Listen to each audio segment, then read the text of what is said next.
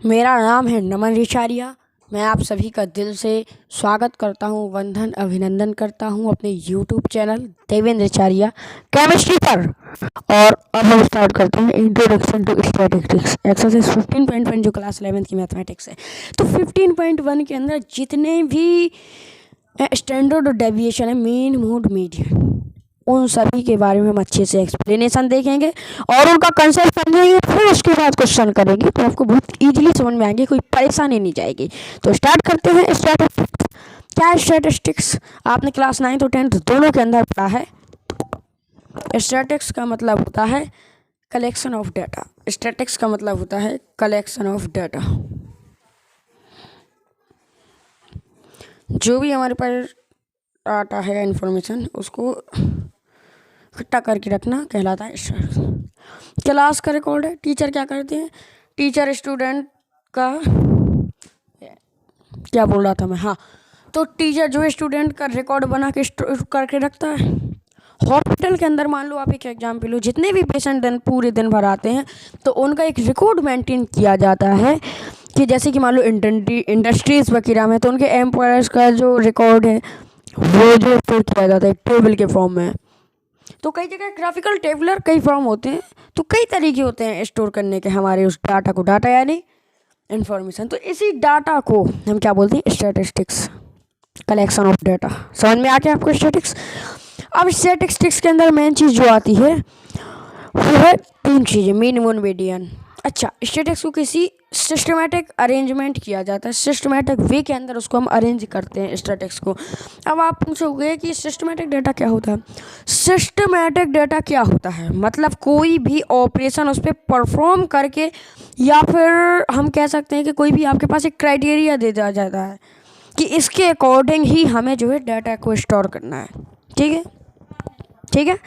तो अब हमें क्या करना? वेट के अकॉर्डिंग भी हो सकता है, रोल नंबर के अकॉर्डिंग भी हो सकता है, और रिकॉर्ड शिप करते हैं। जैसे कि मान लो टीचर रोल नंबर 1 2 3 4, ऐसा तो नहीं करते कि पहले 10 का कर दिया, फिर 18 का कर दिया, फिर 1 का कर, नहीं, एक सिस्टमेटिक वे के अंदर रेगुलरली करते हैं 1 से लेके जितने भी। ठीक है, तो आपको समझ में आ गया होगा स्टैटिस्टिक्स का मतलब। स्टार्ट करते हैं।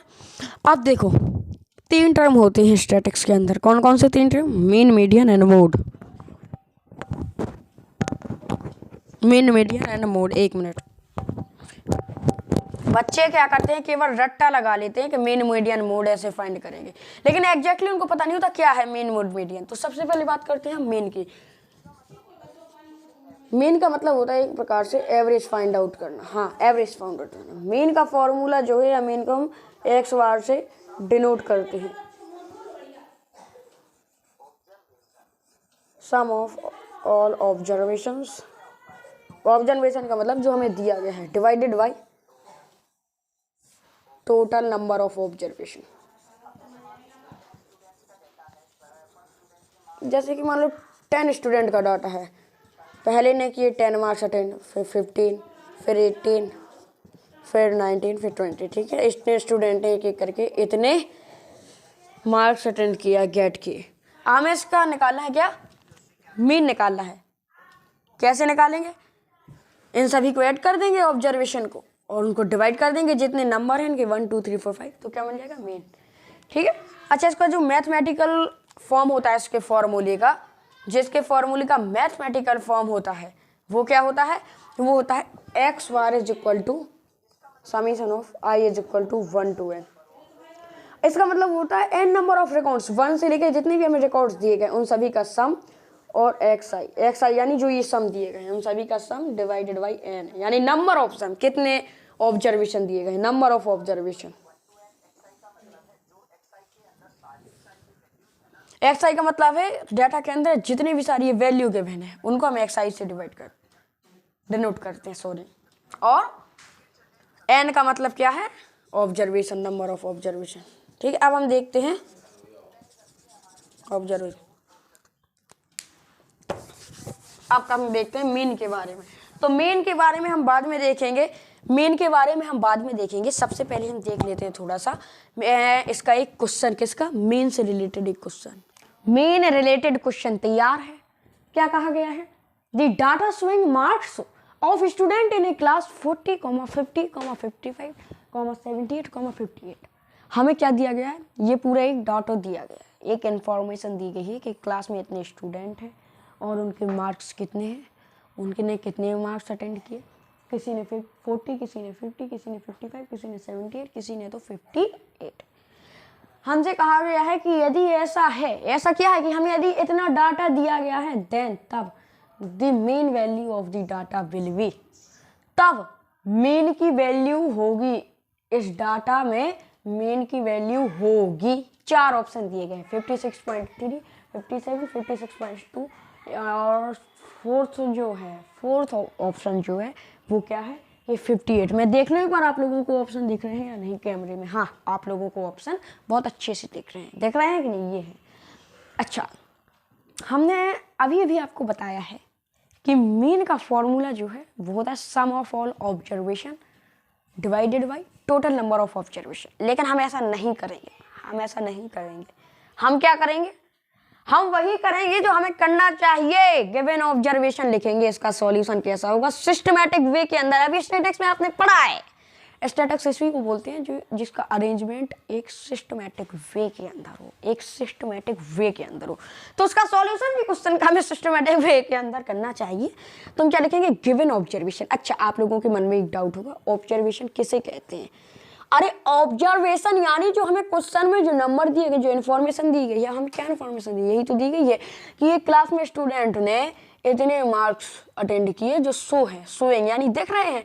अब कौन कौन से मार्क्स दिख रहे हैं भाई, ये 5 दिख रहे हैं, 40, 50, 55, 78 एंड 58। तो इनको हम क्या बोलेंगे, ऑब्जर्वेशन। कितने कौन कौन से दिए गए हैं, इक्वल टू लिखो 50, 55। ये अच्छा तरीका है क्वेश्चन सॉल्व करने का, एक सिस्टमैटिक वे के अंदर।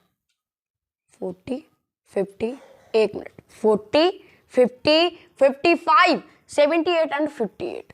ये हमने क्या किया, ये हमने लिख लिया अपने गिवन ऑब्जर्वेशन। अब हम क्या करेंगे, टोटल नंबर ऑफ ऑब्जर्वेशन यानी एन की value, total number of observation.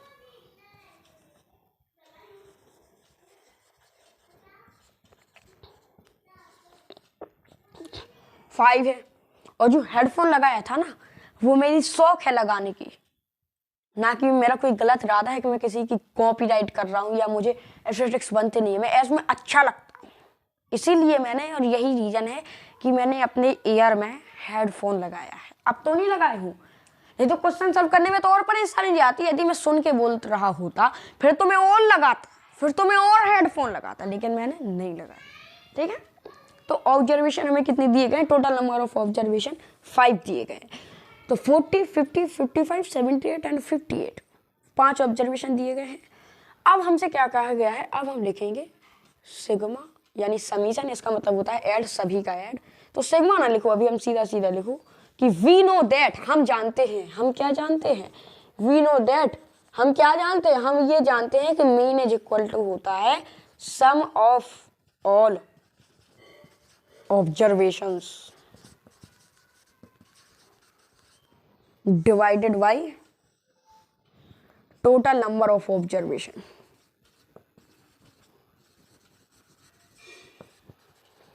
observations, okay, ठीक है।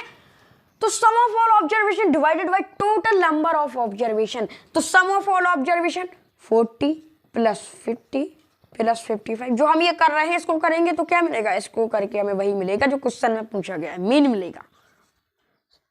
हम sum of all observation divided by total number of observation करते हैं तो हमें क्या मिल जाता है, मीन मिल जाता है, डिवाइडेड बाय 5, क्योंकि टोटल नंबर ऑफ ऑब्जर्वेशन कितने, 5 है।